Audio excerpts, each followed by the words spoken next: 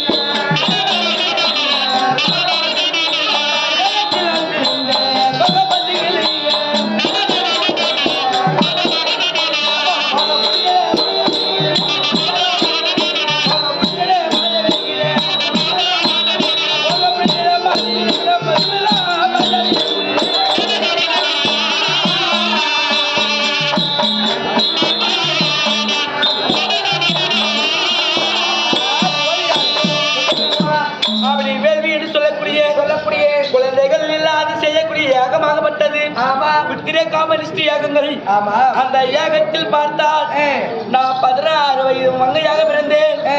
அப்படி 16 வயது மங்கையாக பிறந்தாலும் அந்த அக்னியில் பிறந்தவழினால் அக்னி வழி விலகி அந்த பாஞ்சால மன்னனுக்கு முதல்வியா பிறந்தவழினால் எனக்கு பாஞ்சாலி என்று பெயர்கள் அப்படி ஓடாகாளி என்று சொல்லக்கூடிய பழைய நாம தெய்வங்கள் உண்டு. அந்த ஓமகுண்டத்தில் நான் பிறக்கும் போது செங்கரணி மாலை என்று சொல்லக்கூடிய மாலை செங்கரணி மாலை யோகமும் வீரவாள் வீரப்பம் என்று சொல்லக்கூடிய சகல 32 வாதியங்களும் பிறந்தது. அப்படி பிறந்தது இருந்தாலும் அந்த தாயகத்தில் ஒரு குழந்தை பிறக்க விட்டாலும் அந்த குடும்பத்தில் நான் முதலாக ஒரு பெண்ணாகப்பட்டவள் பிறக்க கூடாது என்று முதல்ல யாரு பிறந்தார் தெரியுமா? யாரு?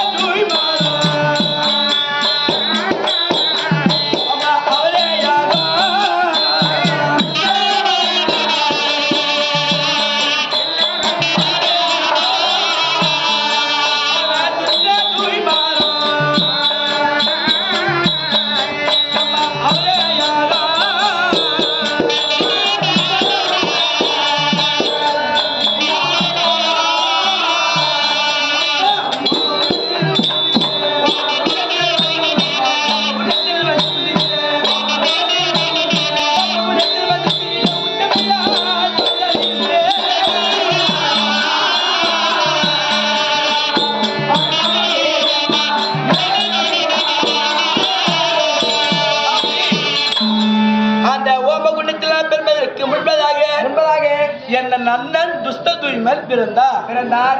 அப்படி துஷ்ட தூய்மலாக பிறந்தாலும் இந்த நாளில் பார்த்தா இந்த கௌரமாபுரி என்று சொல்லக்கூடிய பாஞ்சால தேசத்தில் பார்த்தா தேசத்தில் எப்படி இருக்கிறது தெரியுமா? எப்படி இருக்கிறது?